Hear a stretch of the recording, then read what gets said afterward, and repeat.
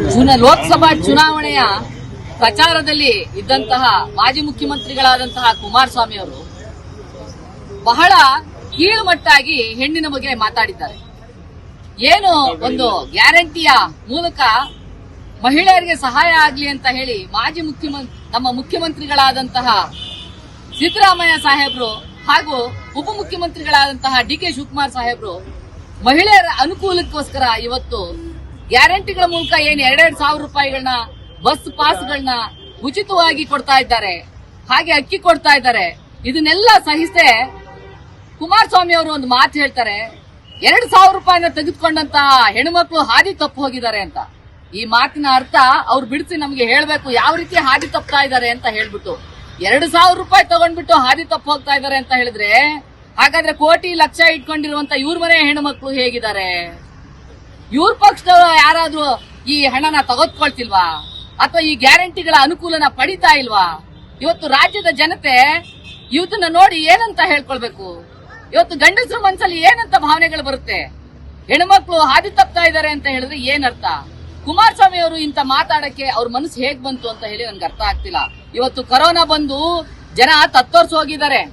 ಎಷ್ಟೋ ಕಾರ್ಖಾನೆಗಳು ಮುಚ್ಚೋದು, ಗುಡಿಗೈಗಾರಿಕೆಗಳು ಮುಚ್ಚೋಗಿದಾವೆ. ಇವತ್ತು ಏನು ನರೇಗಾದಲ್ಲಿ ಕೊಡಬೇಕಾಗಿತ್ತು ಕೇಂದ್ರ ಸರ್ಕಾರ, ಅದು ಕೊಡ್ತಾ ಇಲ್ಲ. ಗ್ರಾಮೀಣ ಮಟ್ಟದಲ್ಲಿ ಹೆಣ್ಮಕ್ಳು ನರಳುತ್ತಾ ಇದ್ದಾರೆ. ಅವ್ರ ಹೆಣ್ಮಕ್ಳಿಗೆ ಶಾಲಾ ಕಾಲೇಜುಗಳಿಗೆ ಕಳ್ಸಕ್ಕಾಗ್ತಾ ಇಲ್ಲ, ಮಕ್ಕಳಿಗೆ ಔಷಧಿ ಕೊಡ್ಸಕ್ಕಾಗ್ತಾ ಇಲ್ಲ. ವಯಸ್ಸಾದವರು, ವೃದ್ಧರು, ಅಂಗವಿಕಲರು ಇವತ್ತು ನರಳುತ್ತಾ ಇದ್ದಾರೆ.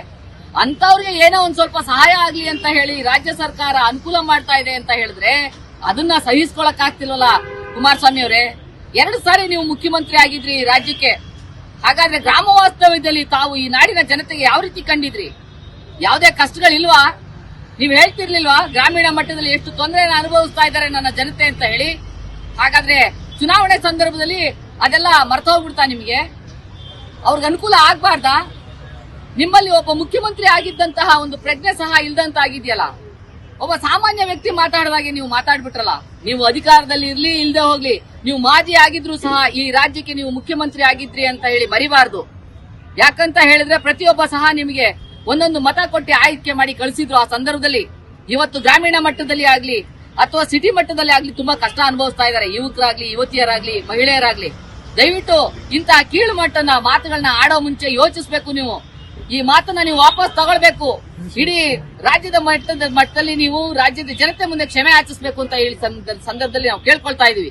ಸ್ಥಳೀಯ ಹಾಗೂ ನಿಖರ ಸುದ್ದಿಗಾಗಿ ಸಬ್ಸ್ಕ್ರೈಬ್ ಆಗಿ ಬೇಮಾ ವಿಜಯ ಡಿಜಿಟಲ್ ಯೂಟ್ಯೂಬ್ ಚಾನೆಲ್ ಹಾಗೂ ಪಕ್ಕದಲ್ಲಿ ಕಾಣುವ ಬೆಲ್ ಐಕಾನ್ ಕ್ಲಿಕ್ ಮಾಡಿ ಕ್ಷಣ ಕ್ಷಣದ ಅಪ್ಡೇಟ್ಗಳನ್ನ ಪಡೆದುಕೊಳ್ಳಿ.